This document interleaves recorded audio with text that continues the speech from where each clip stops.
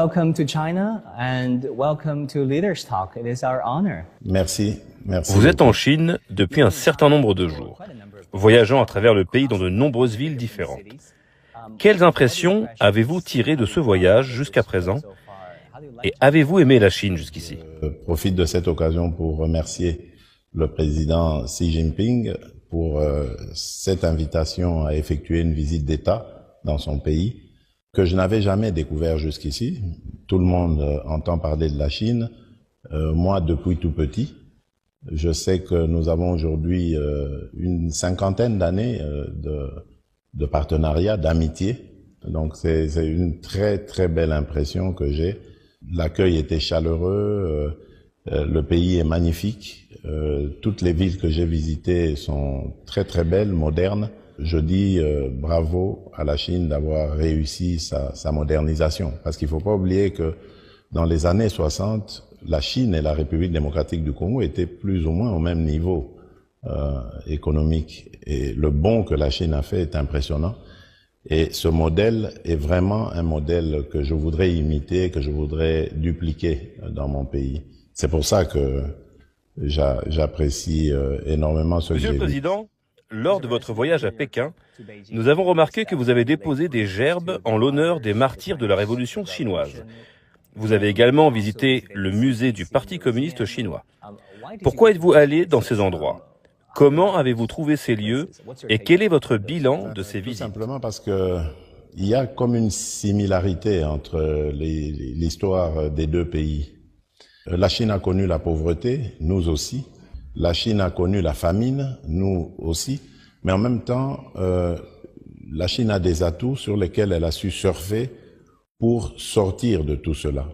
Et c'est pour ça que c'est un modèle qui inspire. De venir voir ici comment la Chine a fait me tenait à cœur. Et c'est pour ça que ça m'a beaucoup intéressé d'être ici, de vivre la réalité, la palper des doigts. Concernant la voie de développement de la Chine et la voie chinoise vers la modernisation, c'est un sujet très débattu dans le monde entier ces derniers jours. Beaucoup de pays soutiennent la voie de la Chine. Et d'autre part, certains pays dépeignent la Chine comme une puissance expansionniste. Comment voyez-vous le rôle de la Chine et que représente la Chine pour vous en ce qui concerne son image, son influence globale? Je pense d'abord que la Chine, c'est plus d'1 milliard d'individus. C'est pas tous les pays du monde qui peuvent compter plus d'1 milliard d'habitants. Et réussir à sécuriser toutes ces âmes, réussir à leur garantir une sécurité alimentaire, une éducation, une santé, ce sont des défis énormes. Donc, avant de juger la Chine, il faut d'abord vivre sa réalité. Et moi, je ne suis pas de ceux qui vont condamner quoi que ce soit en Chine, parce que d'abord, je suis contre l'ingérence dans les affaires intérieures d'un État. Et parce qu'en plus, j'admire cette œuvre que la Chine a réalisée en relevant tous ces défis que je vous ai notés. Donc, je ne serai pas de ceux qui vont juger cela. Et au contraire, je dirais même, nous devrions nous inspirer de ce qu'a fait la Chine, établir des liens d'amitié, parce que entre amis, on peut se dire des choses, même les plus désagréables, au lieu de condamner la Chine, de l'indexer. Donc, je suis de ceux qui respectent ce qui s'est passé dans ce pays et qui se passe. Et je suis convaincu que la Chine, il faudra compter avec elle. Parlons des relations entre la Chine et la République démocratique du Congo. Cette relation bilatérale a récemment été élevée au rang de partenariat stratégique global et collaboratif lors de votre voyage. Que signifie pour vous cette nouvelle élévation du partenariat et comment pensez-vous qu'elle se concrétisera sur le terrain pour les gens de votre pays et pour les Chinois? Des 50 ans d'amitié qui existent déjà entre nos deux pays. Nous avons fait un bilan intermédiaire de ces 50 ans d'amitié en regardant en face les problèmes qui touchent aux intérêts de nos deux pays, mais également nous vivons dans un monde globalisé aujourd'hui, les problèmes qui touchent au monde. c'est en analysant tout ça que nous avons ressenti le besoin de relever le niveau de notre partenariat pour le rendre stratégique et global. Je vous donne un exemple, nous faisons face, le monde fait face à la problématique du réchauffement du climat. C'est un problème qui touche à tous les pays. Aujourd'hui, on le voit par les catastrophes naturelles, il n'y a aucun pays au monde qui en est épargné. Le Congo se définit comme un pays solution, car grâce à son massif forestier, il capte le carbone qui est dans l'atmosphère. Ce sont des atouts qui peuvent contribuer à lutter contre le réchauffement climatique. Nous avons des minerais stratégiques aujourd'hui qui rentrent dans le procédé pour construire, fabriquer des batteries électriques. Eh bien, ces batteries électriques, c'est de l'énergie renouvelable, c'est la transition écologique. De l'autre côté, la Chine a l'expertise, a les ressources, et mis ensemble, ces deux pays peuvent apporter des solutions au monde. Donc voilà le genre de partenariat que nous avons étudié et que nous avons décidé de relever parce qu'il peut produire de très très bonnes choses pour le monde entier. Revenons aux relations bilatérales. J'ai remarqué qu'il y a au moins 13 domaines de consensus dans la déclaration conjointe que vous avez émise avec le président. Vous avez également parlé de mines et d'infrastructures où la déclaration conjointe stipule que les deux pays consolideront leur coopération dans le domaine minier et résoudront les problèmes actuels de manière juste, pratique et basée sur la confiance. De nombreux médias se concentrent sur votre voyage et sur l'accord d'infrastructure signé par les deux pays. Il y a de nombreuses années, par le gouvernement précédent bien sûr. Quelle est l'avancée la plus récente concernant cette initiative de coopération ? Permettez-moi d'abord de parler des points qui me sont importants dans ce qui a été dit. Il y a d'abord la paix et la sécurité. Laquelle paix et sécurité va amener la stabilité et donc une atmosphère propice aux affaires, aux investissements. Ensuite, les points que je trouve très importants ici, c'est ceux qui concernent l'éducation, la santé et l'agriculture. Parce que c'est avec le peuple congolais que nous allons développer le Congo. Il faut que le peuple soit éduqué, il faut que le peuple soit en bonne santé, il faut que le peuple soit bien nourri. La sécurité alimentaire, c'est important. Ensuite, il y a l'environnement dans lequel nous vivons que nous devons conserver pour un monde meilleur. Et enfin, vous avez parlé de l'industrialisation, donc le domaine dans lequel nous avons plus travaillé avec la Chine, dans lequel la Chine a beaucoup investi, les entreprises chinoises ont beaucoup investi, qui font d'ailleurs de la Chine le premier investisseur en République démocratique du Congo. Eh bien, là, ma vision, elle était celle de dire, nous avons envie maintenant de cesser d'être ou de cesser de servir de terre d'extraction uniquement. Aujourd'hui, il est plus que temps de transformer les minerais qu'on extrait dans notre pays en République démocratique du Congo. Cela va donner une certaine valeur ajoutée et surtout créer de la richesse en République démocratique du Congo et de l'emploi. Et la Chine, là aussi, a accepté de nous accompagner dans ce que nous avons appelé l'industrialisation de la République démocratique du Congo. Évidemment, l'industrialisation s'accompagne des infrastructures, construction d'infrastructures, et aussi de l'énergie. Ce sont deux grands défis que nous voulons relever dans les 10 années qui viennent, et la Chine s'est positionnée pour nous accompagner, ce qui fait que nous pouvons dire que notre coopération, notre partenariat ne pourra être que gagnant-gagnant à l'avenir. Ainsi, nous pourrions corriger les erreurs du passé. Il y a aussi cet important accord signé par mon entreprise, China Media Group, et leurs homologues, un réseau national de télévision de la République démocratique du Congo. Monsieur le Président, vous avez assisté à la signature de cette cérémonie. Que pensez-vous de l'importance de cet accord?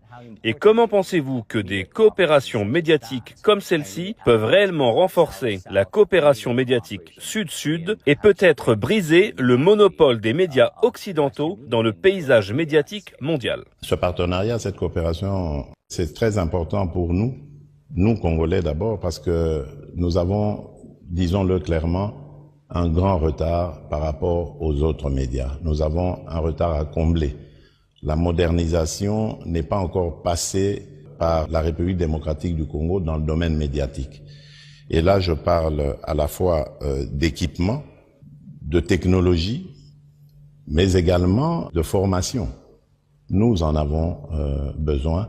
Et ce partenariat avec le média chinois, le média principal, le média étatique, va nous aider à hausser le niveau de nos médias en République démocratique du Congo. Alors, cette coopération sud-sud, pour nous, c'est aussi une nécessité parce que nous avons besoin de promouvoir nos cultures. Aujourd'hui, il y a aussi une sorte de bataille culturelle. Je dirais pas imposer, mais positionner sa culture. Et nous, en Afrique, je crois que une des choses à laquelle nous tenons, mais que nous n'arrivons toujours pas à imposer, c'est la culture. Je crois que de l'échange entre ces médias sud-sud va sortir quelque chose de positif de ce côté-là.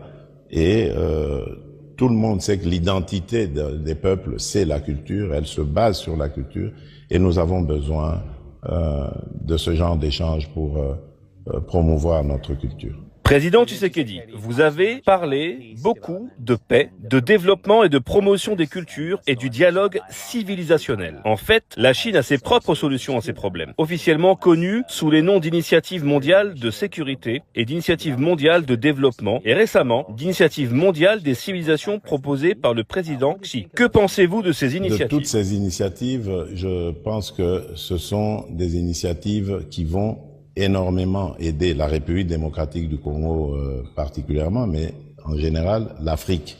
Nous sommes confrontés à des défis sécuritaires. J'ai parlé de mon pays, mais il n'y a pas que mon pays. Presque toute l'Afrique est parsemée dans ces sous-régions de conflits qui freinent le développement, puisque ça aussi c'est une initiative que j'ai trouvée très intéressante du président Xi Jinping. Et donc, nous avons besoin que la Chine nous accompagne dans la recherche de la paix avec sa position au niveau du Conseil de sécurité, mais également dans le développement. Et là, elle est déjà très active sur le continent africain en investissant dans les projets d'infrastructure. Il n'y a pas de développement sans infrastructure. Et donc, ce sont des initiatives qui ne sont qu'à encourager. Le but ici étant d'aller dans des partenariats gagnant-gagnant, la Chine venant investir pour évidemment en tirer profit, et l'Afrique aussi devrait en sortir satisfaite, d'autant plus que nous sommes aujourd'hui en Afrique en train de vivre la réalité de la zone de libre-échange continentale. Et donc si cela se passe très très bien, l'Afrique va devenir le plus important marché commercial du monde, avec plus de 2 milliards d'individus. Et donc la Chine se positionne de manière, à mon avis, intéressante, parce qu'elle investit à la réalisation de ce marché commun, et demain, elle sera sûrement une des partenaires les plus privilégiés par rapport à ce marché en construction. Donc, je trouve que la vision du président Xi Jinping est remarquable.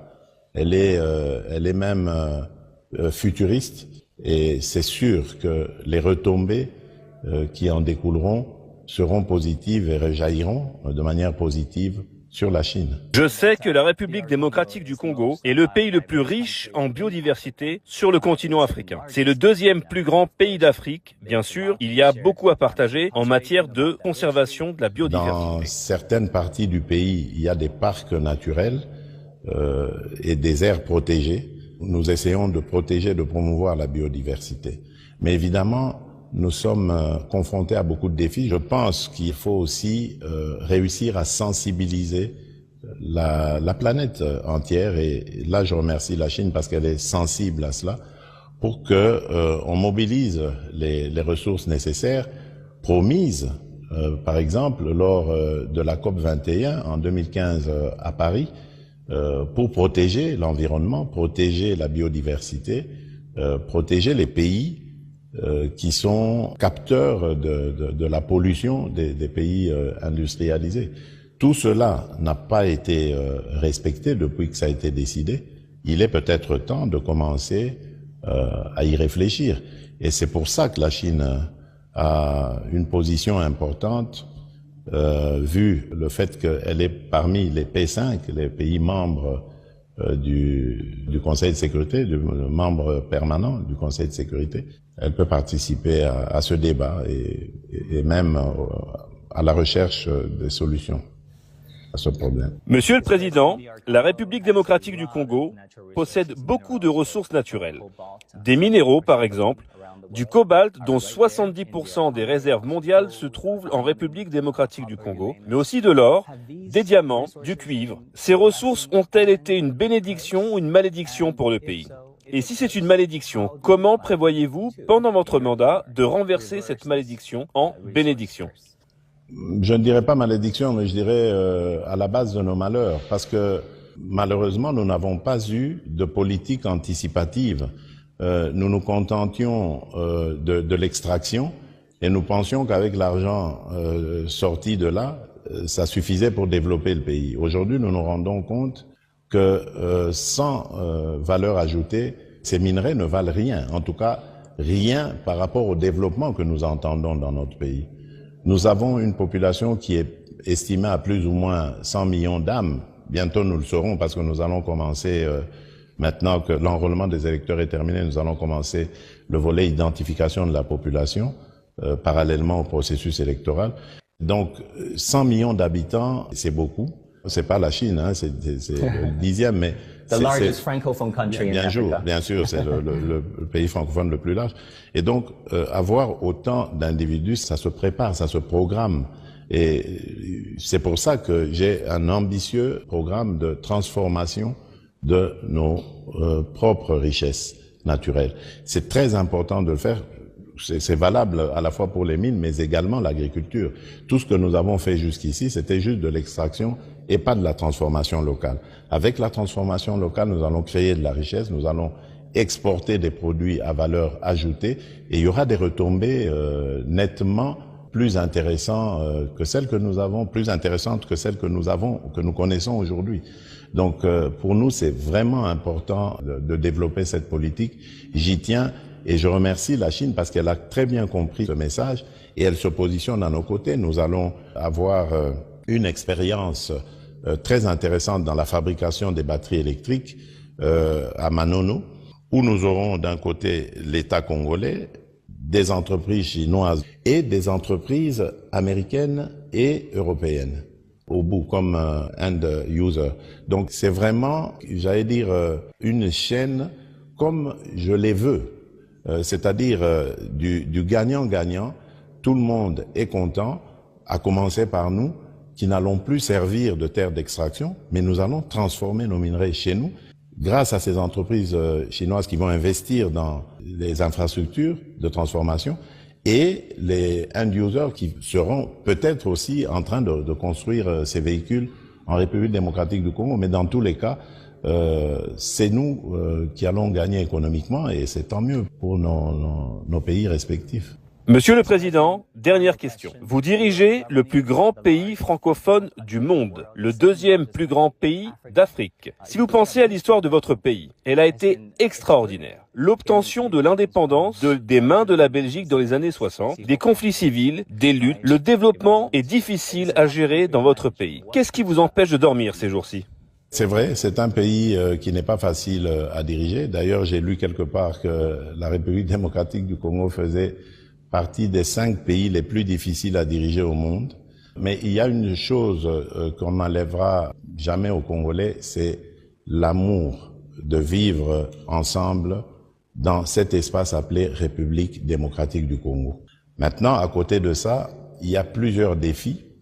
Et pour moi, le défi le plus important, c'est le sécuritaire, donc ramener la paix, la sécurité, donc la stabilité. Ensuite, je dirais combattre la pauvreté, parce que la pauvreté est à la base et la source de beaucoup de difficultés, beaucoup de conflits, surtout entre les communautés. Et le jour où nous allons atteindre le degré zéro de pauvreté, parce que c'est possible, on le voit avec la Chine, j'ai parlé d'1 milliard d'âmes, c'est vrai qu'il y a encore des défis en Chine, mais la pauvreté est en train d'être résorbée. Et nous ne sommes que 100 millions, donc c'est possible d'y arriver. Le jour où nous y arriverons, je crois que la République démocratique du Congo changera de narratif. On parlera de mon pays d'une autre manière et avec beaucoup plus de respect qu'on nous le donne aujourd'hui. Do you think that will happen in your tenure? The change of perception and the change of narratives? Dans moins d'une dizaine d'années. Our very best wishes. Thank you so much, Mr. President. Thank you for this opportunity. C'est moi qui vous remercie.